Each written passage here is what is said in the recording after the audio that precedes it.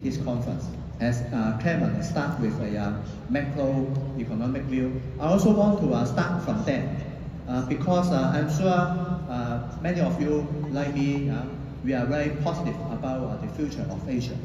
In view of the challenges Clement just mentioned, right? Those are geopolitical risks. Even people talk about deglobalization, disruption of supply chain, or that all impact economic growth. In view of all the challenges, there are always opportunities. There are the other side of the fact. I keep hearing so many entrepreneurs, even from mainland China. There is a new term called re-globalization. There is a term called realignment of the global supply chain. So what does that mean? In the old days, before the so-called geopolitical risk and the pandemic, what globalization means? It can maybe simply describe that mostly many of the goods, they were manufactured in mainland China and then shipped directly from mainland China to all over the world, including US, Europe, all over the world. But now, goods manufactured in mainland China may have some difficulty to reach certain big markets, and they are also under heightened scrutiny. So, in mainland China, the manufacturing has been superior, efficient. They are very cost-effective, very high skill, very experienced, very high-tech, able to manufacture goods in great quality, in great quantity. So what do?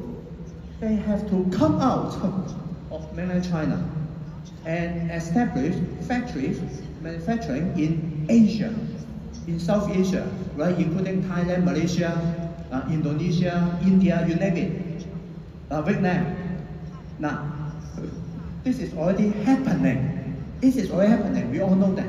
But well, the momentum will keep increasing because in mainland China there are so many skills and know-how, and then they just need to come out.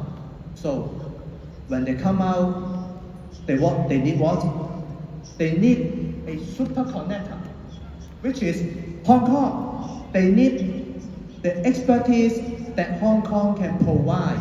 About, for example, all kinds of trade financing, all kinds of risk management, all kinds of financial and insurance support to help them bring their expertise come out of mainland China. And then the goods are manufactured in Vietnam, and then this is manufactured in Vietnam, and then you ship to all over the world, manufactured in many Asian markets. So this kind of trend and momentum, you cannot stop it. It will continue. And in mainland China, it will keep upgrading into more high-tech area.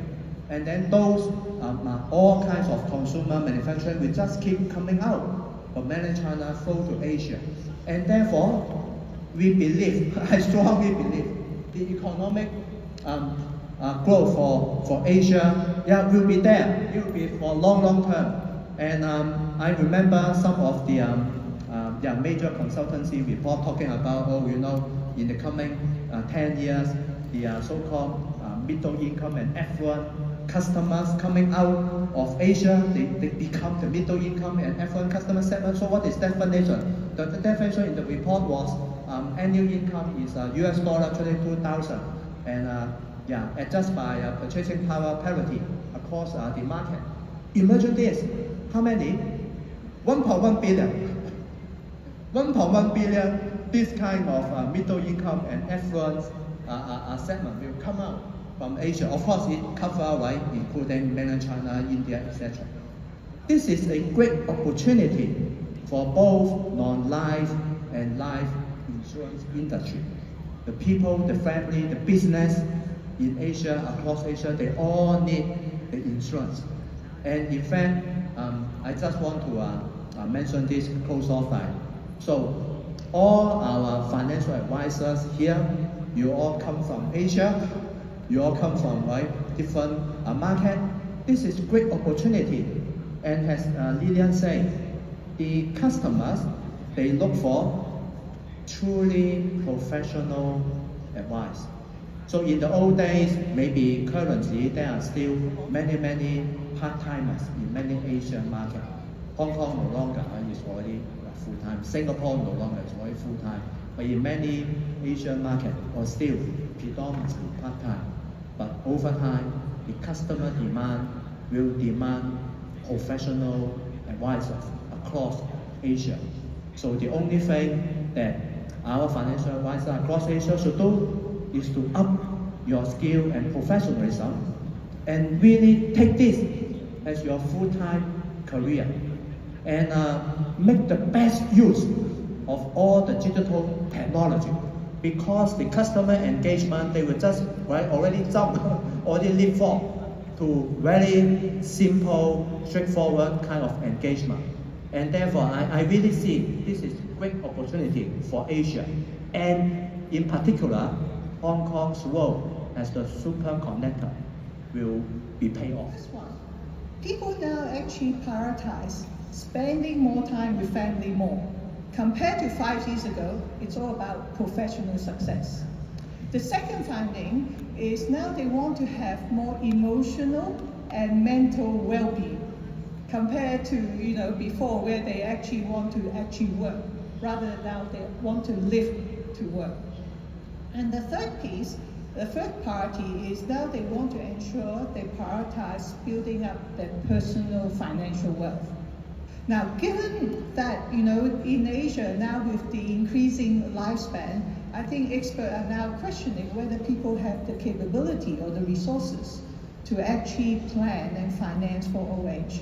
Now, all three priorities have an impact on our industry, and insurance solution actually is the right area, it's a profound area for us to actually support the people in our own countries. Make sure we have digital experience and hyper servicing journeys for all our customers. Second, customer demand personalization.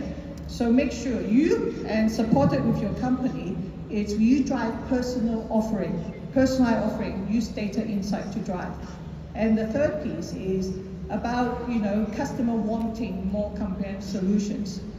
Increasingly, I'm seeing insurance, and I think I speak for my fellow colleagues on the stage, is insurance is now turning into a proposition where we're now integrating products, ecosystem, and digital platform so that we become a vehicle for our customer to do wealth planning, access to healthcare, as well as offering retirement services.